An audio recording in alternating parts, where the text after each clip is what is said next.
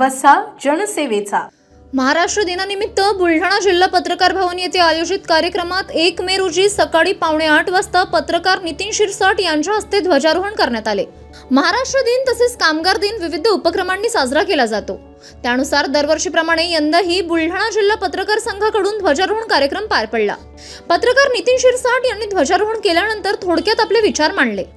महाराष्ट्र राज्य राष्ट्रीय एकात्मीयतेसाठी दिशादर्शक असल्याचे प्रतिपादन त्यांनी केले। आपली संस्कृती विविधतेने नटली असून याच विविधतेत खरी एकता असल्याचे त्यांनी सांगितले। पत्रकारांनी महाराष्ट्र धर्मासाठी लेखणी झिजवावी असे आवाहन बुलढाणा जिल्हा पत्रकार संघाचे जिल्हाध्यक्ष रणजित सिंग राजपूत यांनी केले।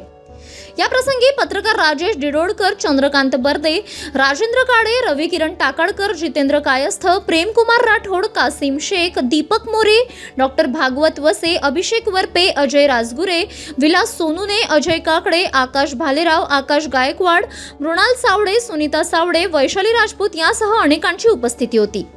City news.